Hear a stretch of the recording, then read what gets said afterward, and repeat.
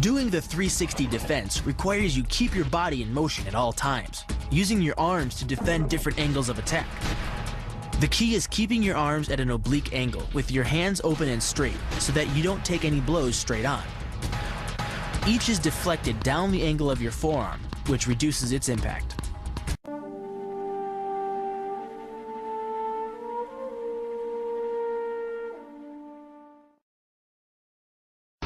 The kick's power comes from the torque generated by the rotation of the hips. It's the same principle that cracks a whip.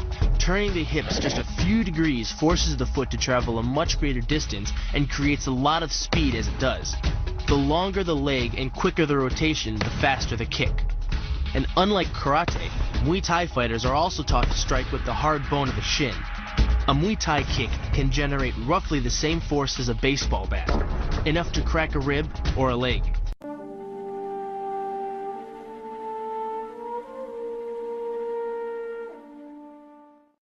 The hyperextension of the elbow, created by pulling back on the locked arm, virtually ensures that he will be taken down.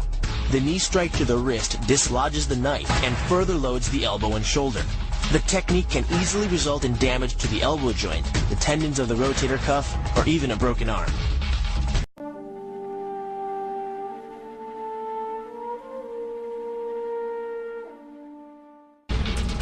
First, the opponent's arm works as a lever to optimize your control. Second, your own back serves as a pivot point for the throw. The strength and stability of your back allows you to throw a much heavier opponent than in a move that requires you to lift him.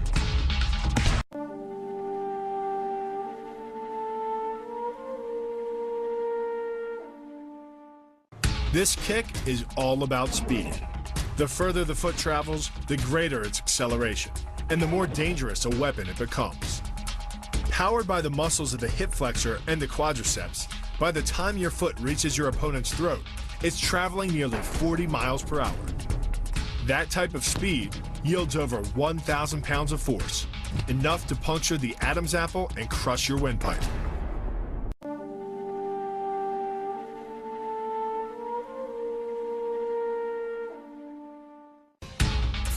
But the real damage from the knee bar doesn't come from gravity. It comes from leverage. Once the knee is locked, your hips act like a fulcrum, and his leg acts like a lever, multiplying any force you apply.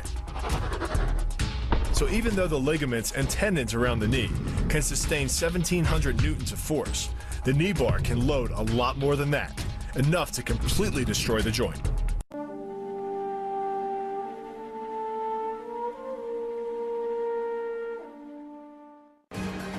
The key to the reap is to get your opponent's center of mass outside his stability zone. To do that, the Marine pushes his opponent at a location above the center of mass, while using his sweeping leg to create a tripping point, which is below his opponent's center of mass.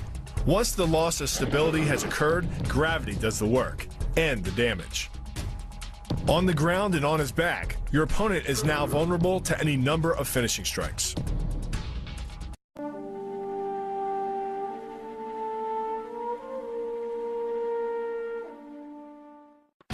Starting from behind his opponent, the Marine wraps his arm around the enemy's neck and forces his elbow beneath the chin. Clasping his hands behind the enemy's head, the Marine applies pressure in a vice-like movement of the forearm and bicep. Working much like a nutcracker, your forearm and biceps apply pressure to your opponent's carotid arteries.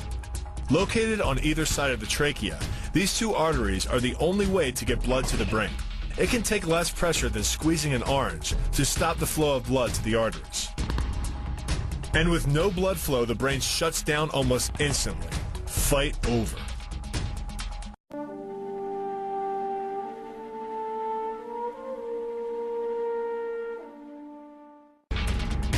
It's aimed at the largest gland in the human body, the liver. A direct hit won't just bring an opponent down. It can rupture the gland, causing severe internal bleeding. But the liver is well protected by the rib cage, so the kick must be accurate to within half an inch.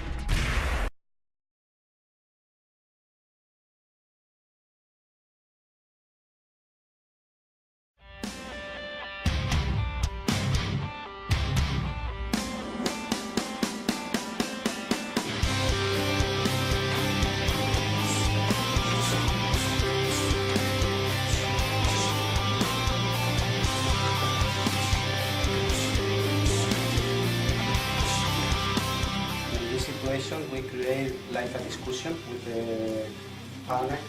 I use this for like a provocation. He attacked to me. I use the same moment for manipulation.